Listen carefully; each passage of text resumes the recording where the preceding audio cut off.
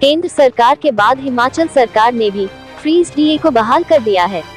हिमाचल मुख्यमंत्री जयराम ठाकुर द्वारा 15 अगस्त को बकायदा 6% डीए वृद्धि की घोषणा की गई, लेकिन जहां केंद्र ने नए वेतनमान के हिसाब से 11% डीए की वृद्धि तथा पुराने वेतनमान में 25% की वृद्धि की है, जो जनवरी 2020 से देय था। पुराने वेतनमान में जहां 164% पर डीए को केंद्रीय कर्मचारियों के लिए फ्रीज किया गया था, उसे बहाल करते हुए सरकार ने इसमें 25% की वृद्धि के साथ अब इसे 189% कर दिया है, जो 1 जुलाई 2021 से देय होगा। वहीं जहां हिमाचल में अभी नया वेतनमान नहीं मिला है और पुराने वेतनमान में 153% के हिसाब से कर्मचारियों को डीए मिल रहा है, यानी कि हिमाचल के कर्मचारियों का 36% डीए अभी बकाया है। लेकिन हिमाचल सरकार ने डीए बहाल करते हुए 36% की जगह सिर्फ 6% वृद्धि की घोषणा की है, यानी कि अभी भी हिमाचल के कर्मचारियों का 30% डीए बकाया है। इस 6% डीए वृद्धि पर हिमाचल के कर्मचारियों ने सरकार को आड़े हाथों लिया है, लेकिन सरकार द्वारा मान्यता प्राप्त अराजपत्रित कर्मचारी संघ हिमाचल ने इस 6% डीए को भी तोहफा मानते हुए गदगद होने की बात कही है। और हो भी क्यों ना, आखिर सरकार ने 3 संघों में से केवल इन्हें मान्यता दी है और अब ऐसे में सरकार की वाहवाही करना तो बनता है।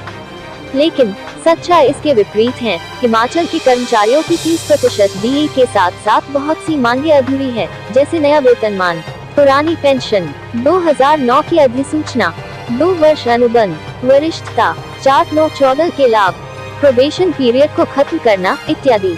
वैसे तो इन सभी मांगों को हिमाचल प्रदेश अराजपत्रित कर्मचारी महासंघ द्वारा जेसीसी मीटिंग के लिए मांग पत्र में जगह दी गई है, लेकिन आइए देखते हैं कि कौन सी मांग पूरी हो सकती है।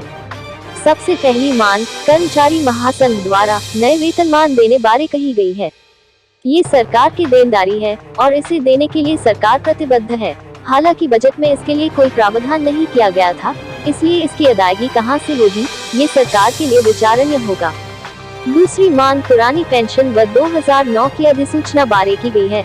हालांकि पुरानी पेंशन के लिए मुख्यमंत्री जी अनेक मंचों से ना कर चुके हैं, क्योंकि इसमें बहुत ज्यादा वित्तीय प्रबंध की आवश्यकता है। लेकिन आपको ज्ञात होगा, भाजपा सरकार ने अपने घोषणा पत्र में पुरानी पेंशन के लिए कमेटी की बात कही थी और ये मांग बहुत बड़े कर्मचारी वर्ग को प्रभावित करती है। तो ऐसी स्थिति में जब चुनाव आने वाले हैं, सरकार को इसके बारे कोई न कोई निर्णय लेना होगा।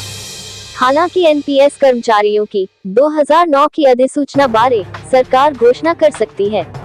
अन्य मांगों में 2 वर्ष अनुबंध की घोषणा को निश्चित माना जा सकता है, क्योंकि पिछले 2 साल से कोरोना की वजह से नई भर्तियां नहीं हुई है और जो हुई है उनको अब लगभग 3 वर्ष होने वाले हैं, तो उन्हें तो रेगुलर होना ही था। इसलिए इसमें कोई अतिरिक्त वित्तीय प्रबंध की आवश्यकता नहीं है, इसलिए सरकार इसकी घोषणा कर अनुबंध कर्मचारियों को लुभा सकती है। लेकिन अगर एक खबर की बात करें तो उसमें कहा जा रहा है कि हिमाचल सरकार जल्द नया वेतनमान देने जा रही है और इसका फैसला सरकार जेसीसी बैठक में करने वाली है।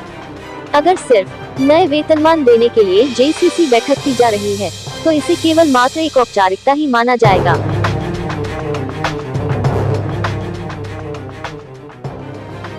सरकार एक तीर से 2 शिकार करना चाहती है। नया वेतनमान सरकार की देनदारी है, लेकिन जेसीसी बैठक में इसकी घोषणा कर सरकार सिर्फ वाहवाही लूटना चाहती है, जिसका आने वाले चुनाव में फायदा लिया जा सके। वैसे भी कर्मचारियों की किसी भी मांग पर सरकार का हमेशा ये तर्क रहता है कि वित्तीय स्थिति ठीक नहीं है और इस बार कोरोना की वजह से ये और ज्यादा खराब हुई है। लेकिन ये पूरा सच नहीं है, क्योंकि जब भी सरकार कर्मचारियों की भर्ती करती है तो सारे वित्तीय प्रबंध को ध्यान में रखकर ही नई भर्तियां की जाती है और ऐसी स्थिति में जो कर्मचारियों के बकाया वित्तीय लाभ या अन्य कोई मुद्दे हैं, उसे सरकार मना नहीं कर सकती है।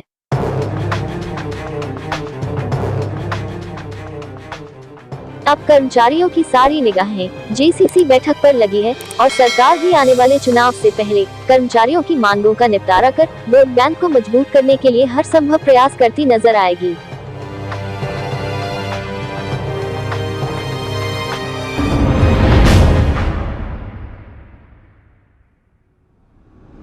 15